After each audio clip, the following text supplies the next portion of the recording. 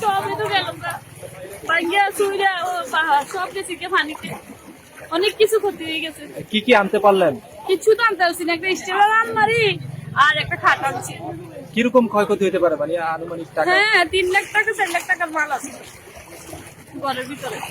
এই সমস্যাটা কয়দিন ধরে চলতেছে? হঠাৎ করে এসেছে আপনারা কখন অনুভব করছেন যে পানি এরকম বেড়ে গেছে? 3টার পরে, 3টার গতকালকে হ্যাঁ, রাতে? কালকে রাতে। কাইন্ডের নামটা আছে গেছে সব সোফা, ফ্রিজ, খাট, স্টিলের আলমারি।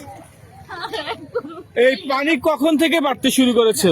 কালকে থেকে তা আপনারা আগে আগে চলে আসেননি কেন? আসছি না, দেখি কয় এদিকে ঘরে উঠতো না, ওই ঘরে উঠতো না। ঘরে পানি উঠছে কখন? রাত্রে 2টার পরে। 2টার পর থেকে পানি ওঠা শুরু করেছে। আপনারা ঘর থেকে বেরোছেন কখন? আমরা 3টার দিকে বাড়ি গেছি।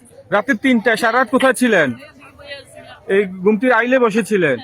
এখন মাল সামানা কি ঘর থেকে আনতে পেরেছেন, আসবাবপত্র কিছু? না, অনেক দিকে এদিকে বাইসে অনেক দিকে আনতে পারতাছি না, বাড়ির দলিলটা তো পাইলাম না। বাড়ির দলিল পান নাই? না, এখন কি শিল্পাটা একটা নিয়ে এসেছেন শিলনুরি? এইটা পাইছি এটা পাইতেছি।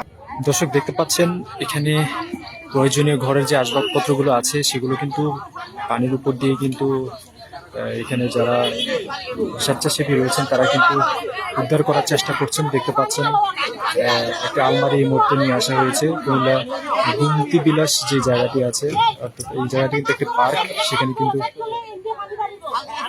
কিন্তু এই মুহূর্তে যে বাড়িগুলো ক্ষয়ক্ষতি হয়েছে সেখান থেকে কিন্তু আসবাবপত্র বা জিনিসপত্র যেগুলো রয়েছে সেগুলো কিন্তু নিয়ে আসা হচ্ছে।